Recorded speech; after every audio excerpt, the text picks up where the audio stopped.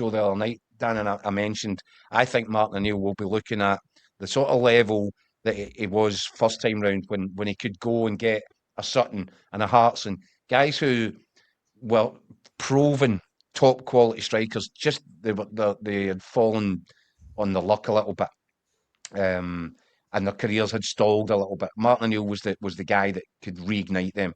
He did it with them. Kyogo might be an example of that. I don't like the fact that he needs to be persuaded. But again, Mick, there's another one that falls into the exact same category as the Chris Sutton, John Hartson, and it's a story that you were writing about earlier on today. Yeah, it was a more of a kind of opinion he hit from. I was talking to kind of Alan Stubbs about potential signings, and he thinks that Callum Wilson would be the perfect signing in this window. I think Martin O'Neill would be all over that if he thought for a second they could make it happen. Well, Stubbsy, who knows Martin obviously very well, he said that this is the guy who would be the ideal Martin O'Neill signing. I mean, he's played at the top level. Okay, he's 33, right? I know he's injury problems. I know that's the gamble. But Celtic are in the gambling period now in this season.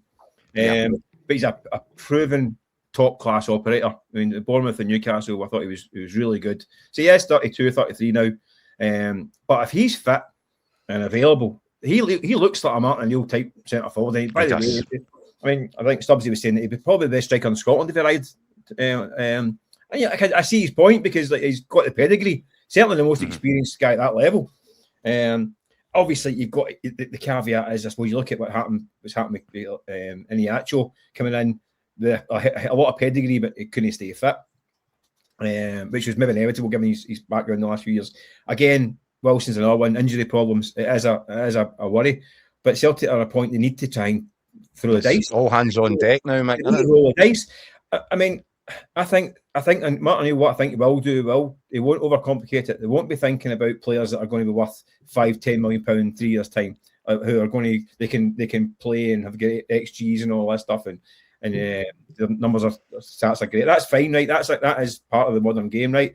So as like you say, it's a Lasterplast, it's Band-Aid time, and he's 2 strikers, a right winger, a centre half for starters.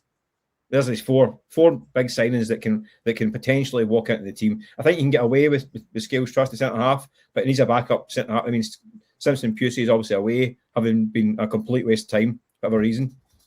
I think they can get by. I mean, elsewhere. I think the right wing is obviously an issue because that was the one glaring point missing. So, and 2 strikers. So there's your 4. If you can get 4 first-team ready guys, and if you can get guys of the calibre of Callum Wilson, then you think, yeah, we're in good shape for the run-in here. But these guys don't come cheap, even in a short-term deal. There'll be clubs thinking exactly the same thing. I mean, I don't know what the deal was at West Ham, but he wouldn't have been on buttons, that's for sure. Yeah, he'll be in big. He'll be in big though. I think he was was he not on a pay-per-play deal? Talk is, yeah. Which would have been cheap. But you look back, we talked about Martin O'Neill's first spell. Martin O'Neill went and bought in Chris Sutton. Chris Sutton broke the British transfer record twice at Blackburn and then at Chelsea. He's a £10 million striker in 1998. Won it cost £5 million in 1995. Silly Billy's buying £9 million now, £5 million now, 30 years later. I know it's mad. So, I mean, to get the calibre of that striker now, to imagine you went and got the record signing in the Premier League striker the next year in Scotland, it'd be £150 million. No.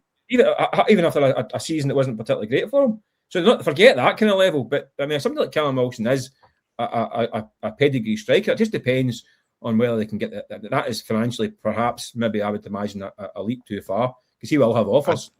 I just do think, Mick, it fits the Martin O'Neill profile. You know that way, the big performers that are down in their luck, their careers stalled a little bit. Martin O'Neill's your man. Well, I think. As I said to you, I can see where Alan Stubbs is coming from in that one. I think it totally makes sense. Because he knows that he can't go to Callum Wilson and say, listen, I'll give you 80 grand a week for 6 months to win in the league. But what he might say is, listen, you're 33, come up here, go be a hero. We'll give you 20 goals. We'll give you 25 bob a week. And you might get a picture on the wall at the end of the season. But at 33, he might listen, you know how football's his finances, right? If he gets an offer from Saudi or America for that kind of money, he's off ski and taking it. And why would you? If he fancies something a bit different for 6 months that might float his boat, like Kasper Schmeichel, like Joe Hart. Some of these guys, it does happen. It's not completely off the table. Some guys that have made their nest eggs through the years might think, you know what, I fancy a bit of that for 6 months. And Mick, because this is season 25-26, Celtic's bid to bring in the winger from Israel, says it Tabai? Jocelyn Tabai, yeah. Tabai, yeah. It looks as if it might have to get scuppered because the guy that runs the club that would be selling him to Celtic for a couple of £1 million is also selling drones to Israel. I mean, you just couldn't make this up. Well, apparently Daniel's got a 10-minute pre-record with Kate Eddy. The latest Raggy Oman's on the video link for the next 10 minutes, so he can take over for this one from me. That's beyond my mental, political, and intellectual sphere.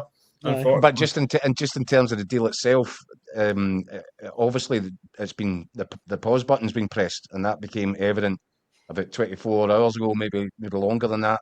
And it made sense because Martin O'Neill did say, look, there is one in the door that I've had nothing to do with. From now on, from this point onwards, anybody that comes in January, I'll be having the final say on it.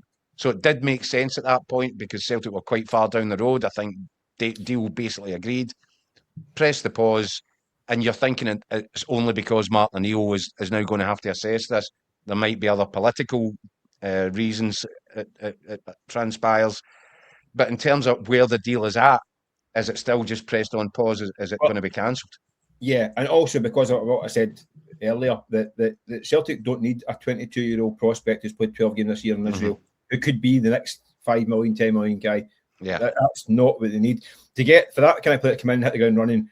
Listen, it happened with Leila Bada came in on a cheap deal from Israel and hit the ground running and turned it a major prospect, and it was a fantastic player for Celtic. So there is that aspect that needs must. Now the projects and the kind of developments and the kind of punts are not for this window.